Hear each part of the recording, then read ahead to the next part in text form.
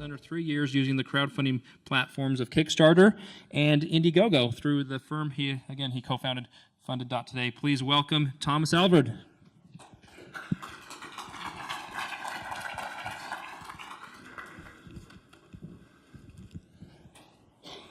All righty, good morning, everybody. So, as was announced, my name's Thomas Alvord. I co-founded Funded.today. We're the largest crowdfunding marketing agency in the world. So we have a team primarily all here in Utah.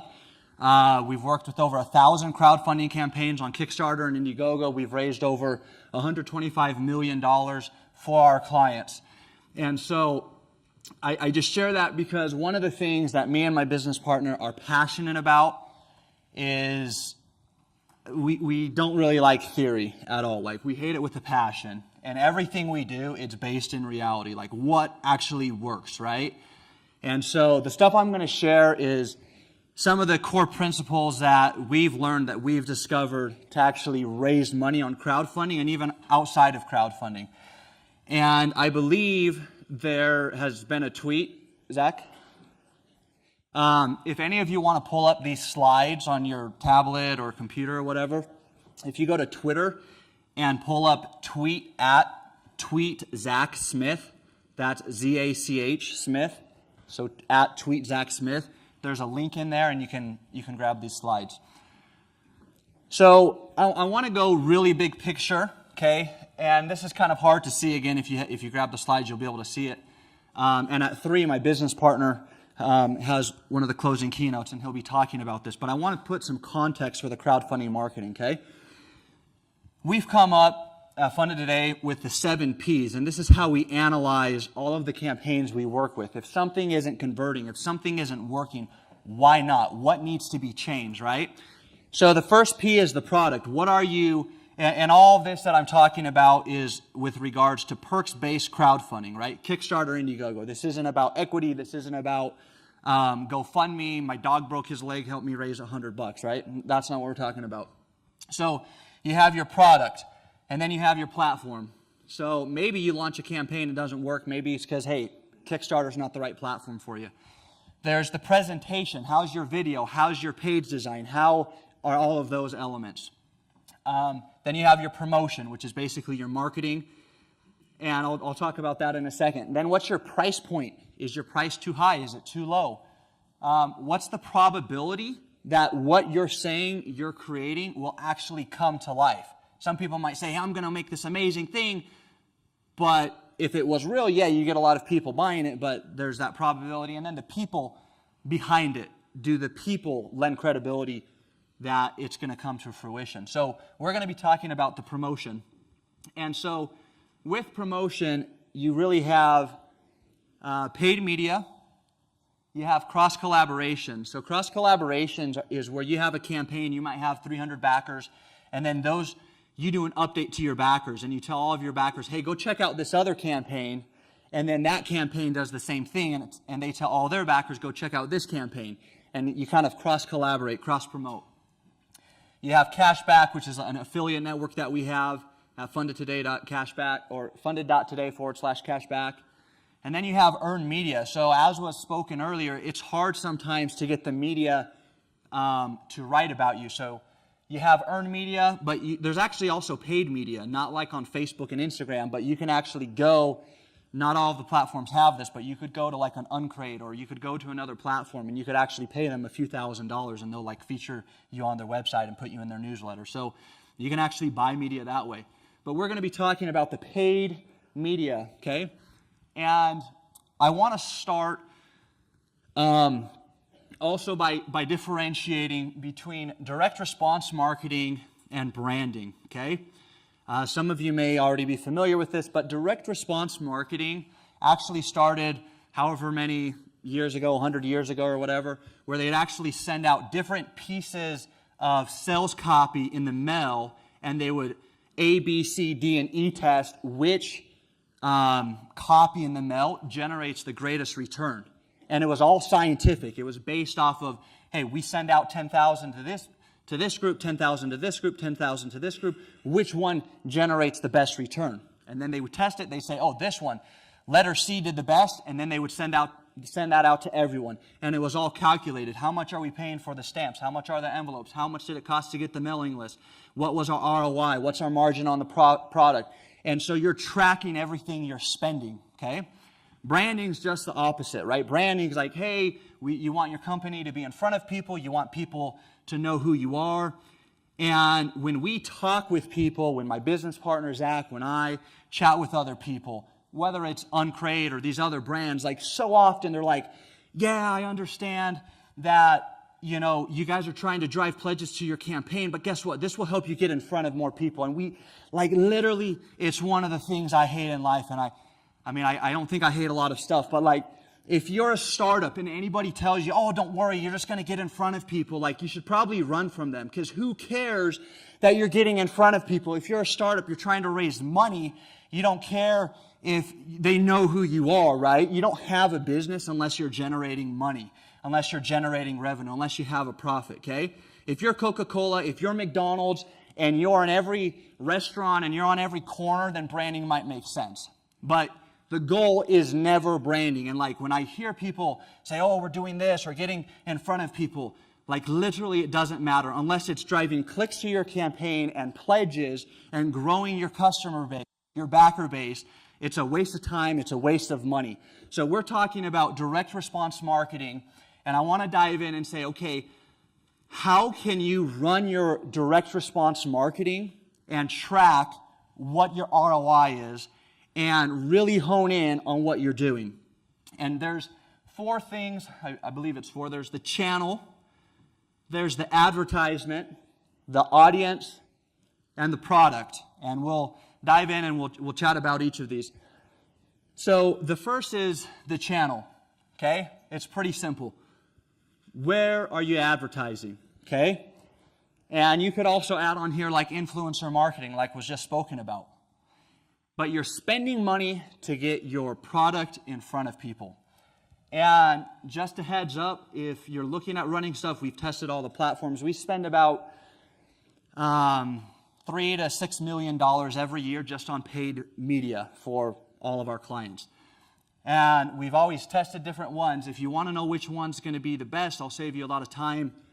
Advertise on Facebook. It has the largest network. You got 2 billion people basically. You can get the cheapest clicks. They have the best targeting. And then after that, you'd have Google AdWords. So you have your channel and you want to test different channels. What works for you? Maybe Pinterest if you have like a female type product and you want something to be around there and you're getting clicks long-term, lifetime, then Pinterest might be a good fit. Now you have your advertisement, okay? And also I want to share something. I am not going into the details of like, hey, here's how to go create a Facebook ad. Here's how to go create a Pinterest ad, right? Those things, those platforms, those are going to change over time. What I want you to understand is the fundamentals of paid media. There are people who run, I was actually just reading a research where a firm analyzed like $100 million in Facebook ad spend across like tens of thousands of different companies. And the average ROI was for every $100 spent, they only generated $77 in return. And they all thought they were profitable, but they weren't tracking stuff. And so many companies have this problem. So many people who are advertising have this problem. So, I mean, you all know what ads are, right? There's a Facebook ad, there's a Pinterest ad, there's a Twitter ad. We all see them, right? And you A/B test those. You A/B test your image. You A/B test your subject line. You see how they perform. But basically, how you create those, you can, that a lot of people will tell you how you can test stuff. That's not what I want to dive into. What I want to get into is the 3 key terms, okay? So the first is your click-through rate. So if you have 100 people who see your ad and 4 people click on your ad, you have a 4% click-through rate, okay? Number of people who click divided by the number of people who've seen it. And then you have your cost per mil. So basically how these platforms like Facebook and others charge you is they actually charge you for every 1,000 impressions. It's called the cost per mil or the CPM. So for example, on Facebook, if you're going to advertise to people in Europe, your CPM or your cost per mil might only be $4. And if you're on mobile as opposed to desktop, it might be $3.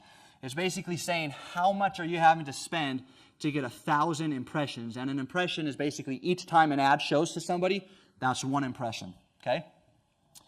And then you have your cost per click, right? So how much are you paying for your cost per click? And those platforms, they'll tell you what your cost per click is. But let me give an example here, okay?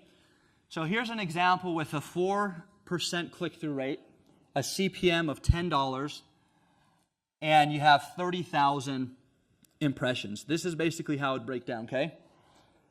If you have a 4% click-through rate on 30,000 impressions, you can see that you'd have 1,200 clicks.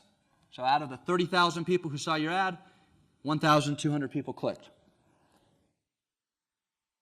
Now, here's what you'd have. If you had 30,000 impressions, essentially you showed your ad 30 times. You showed your ad 30 times to 1,000 people, right? So you'd simply do 30,000 impressions, or 30 times 10, because that's the CPM, and you'd have $300 that you've spent in ads, okay? Now here's what happens. If you have $300 in ad spend and you have 1,200 clicks, your cost per click is going to be 25 cents. I share this because it's good to know like the fundamentals, so you're not totally ignorant or lost about how this is calculated. But what you want to know, when you're running on the platform, they're going to tell you what your cost per click is, right? But here's, and I only got a few minutes left. So that's the ad, and those are the metrics you want to look at. What's your CPM? How much is it costing per impression? 1,000 impressions. What's your click-through rate? And then you look at how you can tweak that, okay? Then your audience, okay? Your audience could be, hey, are we going to target females between the age of 25 and 45 in the U.S., or are we going to target males who like automotive things who are in Canada between the age of 55 and 65, right? You can hone in your marketing, and different audiences are going to perform at different rates. And so you always want to segment your marketing, and you can do this in the platforms. Basically, as you create your ads or your ad sets, you're specifying, hey, I'll create one right here, I'll create one right here. When we run our marketing for crowdfunding campaigns, we might have 100 different audiences, so we can know, hey, look, the males that are between the age of 18 to 25, it's not profitable. We're just below break even. We're going to turn that off. But hey, look, the age between 35 to 45 is really profitable. Let's scale that. Let's spend more money there. And so you're segmenting everything. So that's your audience. Now your product, and really this is, once people click on the ad, they go to the landing page. You have, did that show up here? Yeah. So here's a campaign we're running. View Doorbell has raised almost 200,000. So here's the product. Here's the landing page. Here's the metrics that you need to know and understand. So the first, this clicker will work, how many visitors, right? And a visitor is just each time somebody goes to the page, how many visitors do you have? Then you have how many transactions. Oh, we got 5 people to make a pledge, or 5 people who bought. And then you have the revenue, how much has been generated in total pledges. And then you have your conversion rate, which again is, let's say you have 100 people who go to the page and 2 people buy. You have a 2% conversion rate. 2% of the people converted into customers or into backers.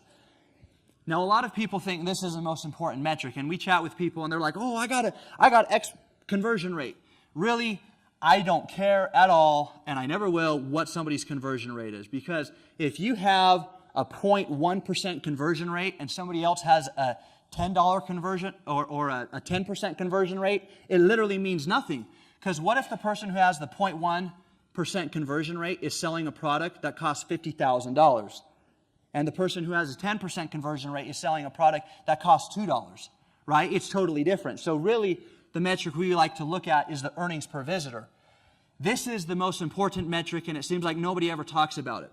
And this metric says, on average, for each visitor who goes to your page, how much is generated in pledges or in revenue per each visitor.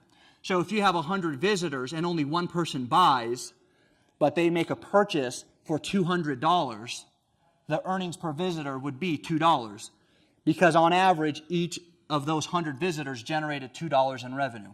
Not that they all did that, but on average, that's what it comes out to. Okay?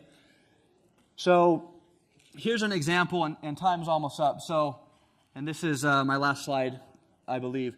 So here's an example. You have 1,000 visitors, or there's actually one more slide. 1,000 visitors, you have 12 sales, $832 in revenue. That would mean 12 sales divided by 1,000 visitors, you'd have a 1.2% conversion rate. Whoops. Now, if you had $832 in revenue divided by 1,000 visitors, you'd have 83 cents earnings per visitor. And some of this math might be like, okay, this is over my head. Like, even when we hire people, it might take them like a month or so to like really wrap their minds behind the concept. But the point is, here's why this is useful, and this is getting down to the fundamentals, okay? Analyzing your paid media. You want to know for every dollar you spend, how much are you generating in revenue? Both what's tracking back, and if you're like running on Facebook or Twitter, you can, basically you can take these pixels and just put them on your web page. So if you're a techie guy, you can do that. If you're not, your web developer will do that, but it will track that. But you want to know for every dollar you spend, how much are you raising? But here's where it gets useful. You can compare, and I don't know many people who do this, you compare your cost per click to your earnings per visitor. Well, if I'm getting clicks for 50 cents and my earnings per visitor is 30 cents, I know I have a problem. I cannot scale that. It doesn't matter if I spend $200 or $2,000, I'm losing money. So I have to figure out how can we tweak this. And you use those metrics I shared. Okay, well, let's assume the earnings per visitor is going to stay the same. What can we do to get our cost per click lower? Well, we can increase, and actually let me go here. So if your cost per click, that is supposed to say if your cost per click is too high, how can you change your click-through rate, right? Because if you have a 2% click-through rate, but you can get your click-through rate to 4%, you're going to drop your click-through rate in half. And then you can compare that to your earnings per visitor, and you can see, okay, if we can just double our click-through rate, we can be profitable. We can scale this. Now, what if your earnings per visitor is too low? That's how you'd look at your landing page and say, what could we modify? What could we change? Could we increase the conversion rate? Could we increase the price or make changes to it? So, and comparing the cost per click and the earnings per visitor will help you see how scalable your campaign is. And I believe, if this clicker will work here. So that's everything. If you have any, here's some emails, and if you want to learn more about Funded Today, you can get in touch with us. But that is everything. So thank you. Thank you, Thomas.